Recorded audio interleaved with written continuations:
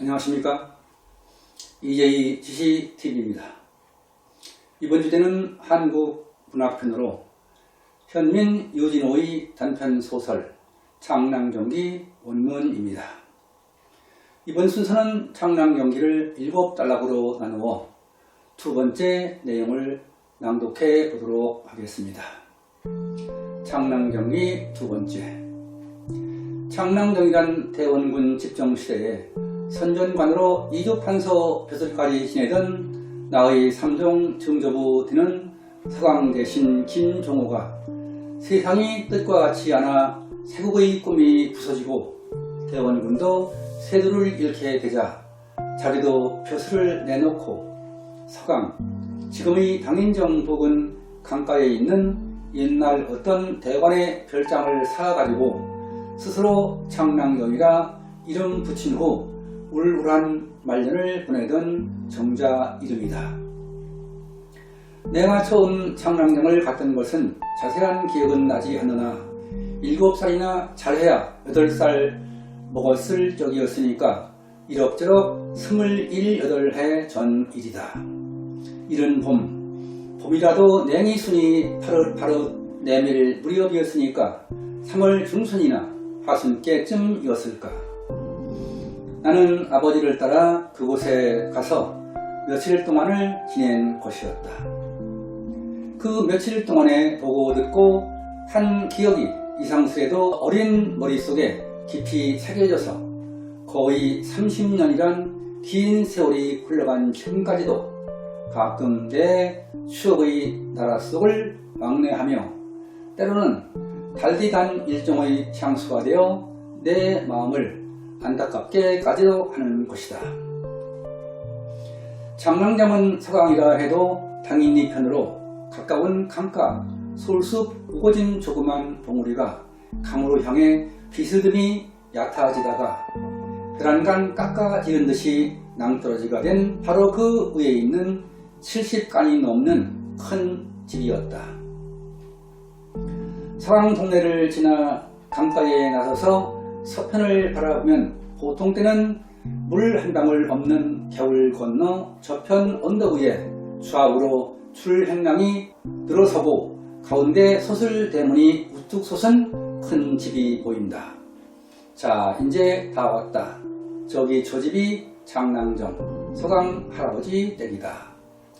왼손으로 타박거리는 내 바른편 손을 붙들고 아버지는 바른편 손으로 단장을 들어 대 건너 큰 집을 가리키셨다. 저녁회를 비스듬히 받은 그 큰 집의 인상이 얼마나 이상스러웠던지 처음으로 아버지가 그 집을 서강 할아버지 댁이라고 가르쳐 주시던 그 순간의 광경이 바로 엊그제 일같이 지금도 내 눈에 선하다. 가까이 가보니 창랑경은 멀리서 볼 때와는 달리 지은 지 몇백 년이나 됐는지 행각 기둥이 이리저리 기울고 쓰러진 아주 퇴락한 옛집이었다. 화방도 군데군데 무너지고 어떤 데는 큰 소라도 드나듬직하게 구멍이 뚫려 있었다. 언덕을 올라가 대문간을 들어서니 시꺼먼 늙은 은행나무가 무서운 악몽같이 앞을 가로막는다. 이것은 뒤에 들은 이야기거니와 그 은행나무에는 귀신이 접했다 해서 동네 집에서 고사를 지내면 반드시 그곳부터 갖다 지내고 동네에서 무슨 불길한 일이 일어나도 그 나무에 동티가 난 것이라 하여 무서워들 하는 것이었다. 은행나무를 지나면 또 급한 언덕이요. 그 언덕 위에 사랑으로 들어가는 중대문이 있다. 중대문 안은 편편한 마당이요. 좌우에 작은 사랑이 있고 강으로 향한 정면 높은 축대 위에 서강 대신이 거처하는 큰 사랑이 있는 것이다. 마당 앞은 들과 두서너 자밖에 안 되는 얕은 담이요. 돌을 딛고 올라서서 담 너머로 넘겨다 보면 담 밖은 바로 낭떠러지여서 까맣게 내려다 보이는 저 밑에 검푸른 강물이 출렁거리는 것이었다. 서강대신은 병석에 누워 계셨다. 소나무로 터진 마루에는 양명한 저녁 햇빛이 환하게 비치고 있었지만 문을 열고 큰 사랑에 처음 들어섰을 때는 방 안은 아무것도 보이지 않을 만큼 캄캄했다. 아버지는 아랫목편으로 가서 누워있는 대신에게 절을 하시고 난 뒤 나더러도 절을 하라 하신다. 시키는 대로 절을 하고 무릎을 꿇고 앉으니까 제 자식 이옷이다 하고 나를 설명하신다. 오, 그놈 잘 생겼구나. 서강대신은 일부러 일어나 내 머리를 쓰다듬으며 몇 살이냐 하고 묻는다. 7살이 올시다. 자식이나 똑똑히 낳아야지. 그제서야 내 눈에는 방 안의 것이 똑똑히 보이기 시작하였다.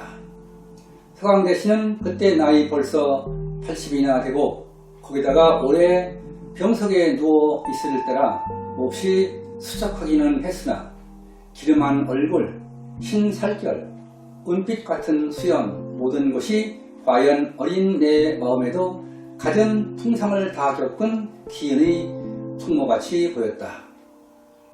아버지와 서강대신이 무엇인지 이야기하고 있는 동안에 나는 차례차례로 방 안을 둘러보았다. 모든 것이 그때까지 개동 우리 집 간방방 사랑밖에 모르던 나에게는 진기하기 짝이 없었다.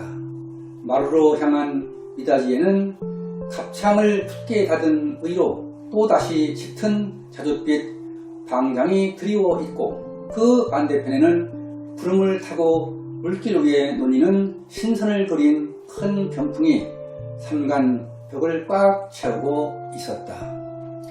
방구석에 놓인 사방 탁자와 대신의 머리맡에 놓인 한 쌍 화류 문가 위에는 커다란 옛날 책들이 길길이 쌓여 있었다. 벼룩지 위에 놓인 용을 새긴 붓꽂이, 그 옆에 있는 범을 새긴 대리석 도장, 벽에 걸린 옛날 연필이 글씨, 흰말공지로 만든 총체, 그 모든 신비스럽고 호화롭던 방 장식은 지금도 내 눈에 보이는 듯 하다. 지금까지 유전우의 단편소설 장명전기의 두 번째 단락의 내용을 알아보았습니다. 다음 해 방송에서는 장명전기의 세 번째 단락의 내용을 알아보도록 하겠습니다.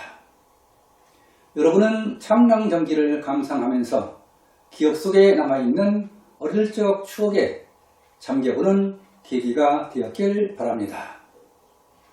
아련히 떠오르는 고향의 의미가 독자 여러분과 공유되었길 기대하면서 이제 지시TV를 마치겠습니다.